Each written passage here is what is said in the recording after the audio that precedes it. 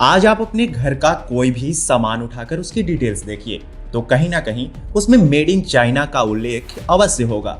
ऐसा इसलिए क्योंकि चीन को दुनिया से कई तरह के आर्थिक फायदे मिल रहे हैं, जिसका फायदा उठाकर चीन कई देशों की अर्थव्यवस्था को ही खोखला करने में लगा है। चीन का मकड़ जाल पूरी दुनिया के लिए सदैव सिर दर्द का परिचायक रहा है।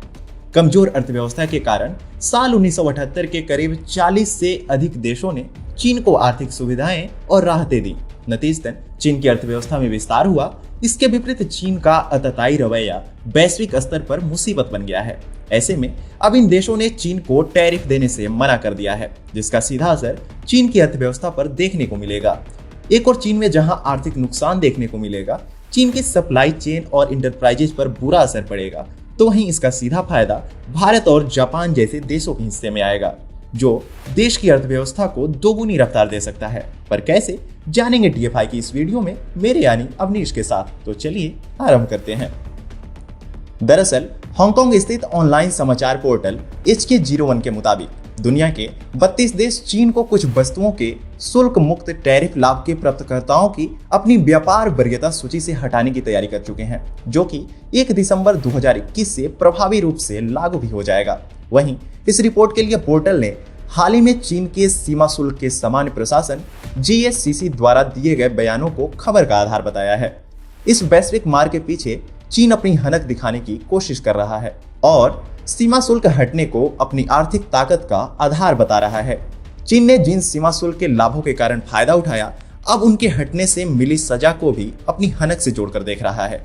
खबरों के मुताबिक GSCC अन्य उन्नत अर्थव्यवस्थाओं द्वारा लिए गए इस एक्शन को लेकर अपनी पीठ थपथपाते दिख रहा है। उनका कहना है कि चीन अब निम्न आय और निम्न मध्यम आय वाले देशों की श्रेणी में नहीं है।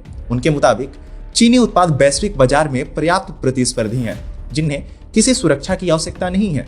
चीन द्वारा खुद की ये तारीफ दिखाता है कि चीन इसे सजा के रूप में दुनिया के सामने प्रस्तुत नहीं करना चाहता है। गौरतलब है कि चीन को वैश्विक स्तर पर 40 देशों ने 1978 में उसकी अर्थव्यवस्था खुलने पर सीमा शुल्क संबंधी टैरिफ की छूट दी थी, लेकिन अब उन देशों ने कुछ सामानों को छोड़कर सभी में सीमा शुल्क टैरिफ को खत्म करने का ऐलान किया है। चीन के खिलाफ एक तगड़ा फैसला लेने वाले देशों की बात करें तो इसमें मुख्य तौर पर यूरोपीय संघ के देश, यूनाइटेड किंगडम, कनाडा, तुर्की, यूक्रेन और लिechtenstein शामिल है। अब इसमें केवल 3 देश ही चीन के टैरिफ को बरकरार रखे हुए हैं, जिनमें से एक ऑस्ट्रेलिया भी है। ऑस्ट्रेलिया पहले ही अनेक मुद्दों पर चीन को लताड़ लगा चुका है, जिसके कारण अब यह कयास लगाए जाने लगे हैं कि जल्द ही ऑस्ट्रेलिया भी चीन पर सख्त कार्रवाई करते हुए एक्शन ले सकता है। बताते चले कि चीन में छोटे उद्योगों की भरमार है, जो कम लाभ के साथ भी ताबड़तोड़ प्रोडक्शन करते हैं। वहीं मैन्युफैक्चरिंग सेक्टर्स में भी चीन में बसी कंपनियों के सामने मुसीबतें खड़ी होंगी, जिससे सर्वाधिक झटका चीन के मैन्युफैक्चरिंग और सप्लाई चेन के मकड़ जाल को लगेगा। संभावना है कि कई बड़ी कंपनियां चीन से अपना बोरिया बिस्तर समेटकर किसी अन्य सहज आर्थिक स्थिति वाले देशों की तलाश करेगी। वहीं इन कंपनियों के लिए सबसे सहज विकल्प भारत और जापान जैसे देश होंगे, जो कि आर्थिक रूप से इन कंपनियों के लिए मददगार साबित होंगे।